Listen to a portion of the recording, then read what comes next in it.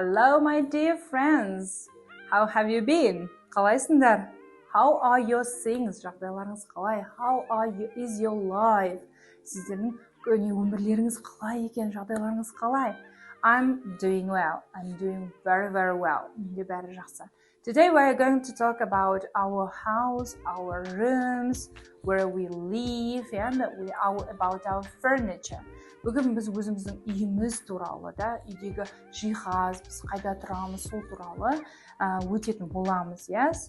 House words. Үй жағдайына қатысты сөздер. So, from the beginning of this video, видеоның басынан мен бір нәрсені үйреткім келіп тұр.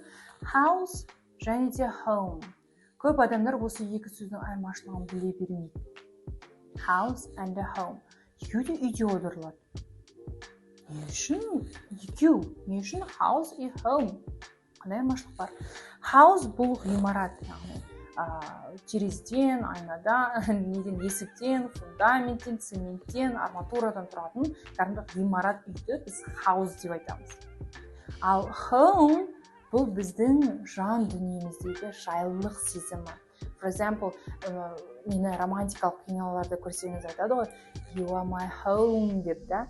You are my home, яғни мен сенің қасында болсам, өзімді сонда үйде тұрғандай жайлы, жаным тынышталып, тыныштық сезінем. Яғни бұл ғимараттың өзін айтып тұрған жоқ.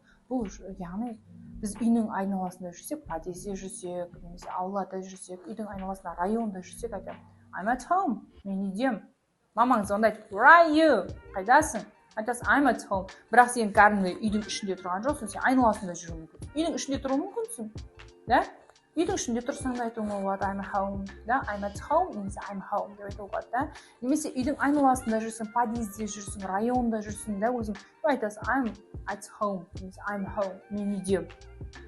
Ал егер де сен кәдімгі зданияның ішінде тұрып, да, сенің мамаң үйдің айналасында жүруі мүмкін, сен айтады, where are you? I'm in the house. Мен үйдің ішіндемін деген мағынаны береді. I'm in the house деп қолданамыз. Яғни бізде house бұл бізде деген ғимараттың өзін айтамыз, үйдің өзін, және көбінесе жер үйді айтамыз. Ал home бұл бізде жүректегі жайлылық сезімді айтқан кезде өзімізді керемет, тынышталып, уютны, жайлы сезінген кезде home'ды қолданамыз. Окей, екеуінің айырмашылығы. Енді кеттік about rooms, бөлмелер. First word is kitchen. Kitchen ас бөлме. Және де осыны ағылшын тілінде dining room деген сөз бар. Dining room мен kitchen'ның екеуінің айырмашылығы қандай? Kitchen бұл бізде Қазақстанда енді dining room көп жерлерде болмайды. Kitchen бұл деген біз ас ішетін ас бөлмеміз, кухнямыз. Dining room бұл ас ішетін бөлме деп аударылады. Dining room бұл тек қана үстел мен отырғыштардан құралатын, тек қана ас ішесің, ол жақта тамақ дайындалмайды, ол жақта газовка, плита, тағы басқа ештеңе жоқ, тек қана тамақ ішетін сол бөлмені көбінесе dining room деп айтады. Next one is bedroom. Bedroom бұл жатын бөлме. Bedroom. И мен жатын бөлмедемін болады I'm in the bedroom. Okay? Бөлменің алдында қолданамыз in the. Да деген жалғаудың қызметін атқарады. Next one is bathroom. Сақалсы. Bathroom емес. Bathroom. Bathroom бұл жуынатын бөлме. Next one is living room. Living room қонақ бөлме, немесе зал деп айтамыз. Және де зал деген мағынаны hall деген бар.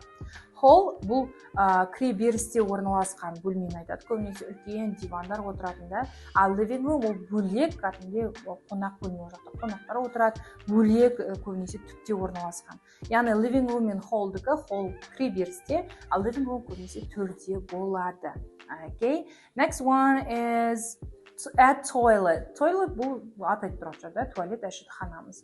Next one is a study, немесе a study room. Бұл көбінесе офис, яғни үйдің ішінде бұл. Study біз офисті сырттағы жұмыс істейтін, оны study деп айтпаймыз. Үйдің ішіндегі сабақ оқитын немесе жұмыс жасайтын бөлме болатын болса, оны a study немесе a study room деп айтамыз. Okay? Және де соңғы сөзіміз a garage. Бұл бөлме бойынша соңғы сөз a garage. Garage бұл гараж. Оқылымына мән беріңізші. A garage. Garage. гараж деген сөз. Енді кеттік parts of a room. Бөлменің бөліктері.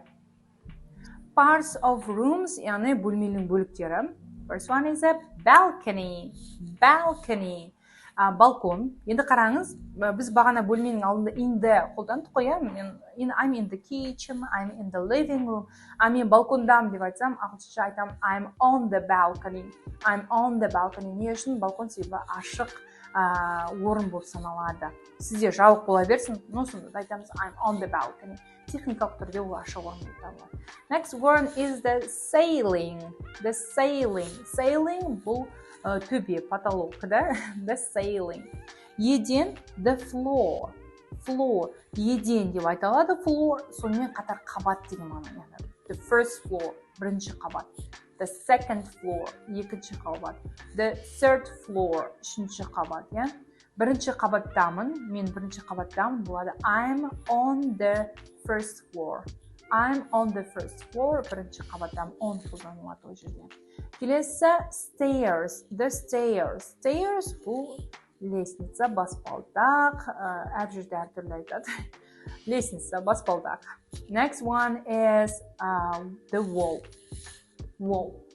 Wall батыс жақта жар, не жақта дуал, қабырға. The wall. Let's continue. Things in a room. An armchair. An armchair бұл кресло.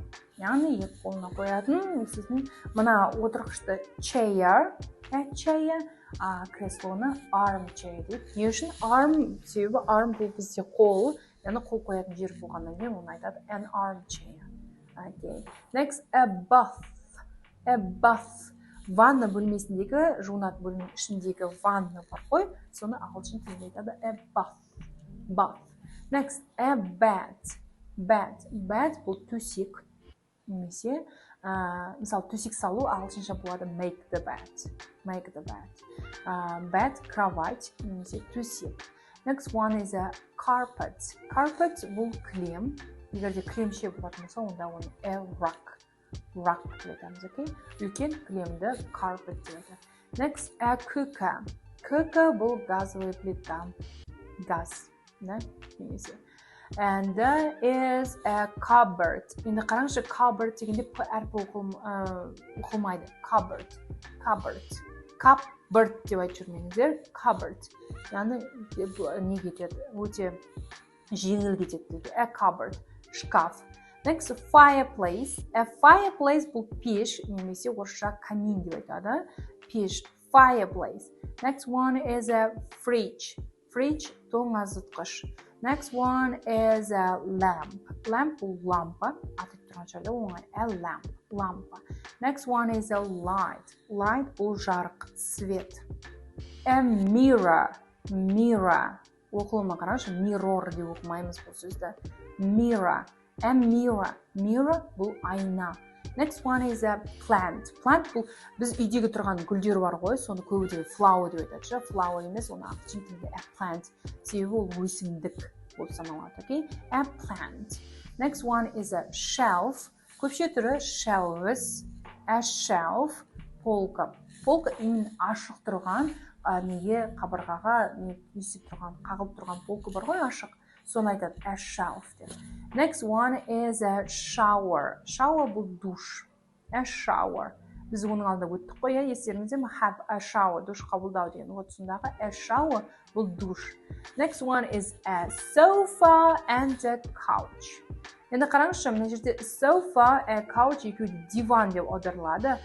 Couch деген сөздің сонымен қатар кушетка деген мағынасы бар, яғни больницада тұрған диван бар ғой, ауру адамдар жататын, соны a couch деп айтады. Кушетка деген және диван деген мағынасы бар. And the last one is a washing machine. A washing machine бұл стиральная машина, яғни кір жуатын машина. Егерде ыдыс жуатын, ол dishwashing machine. Dish деген сөз қолданылады, ыдыс деген. Dishwashing machine, немесе dishwasher деп айтады.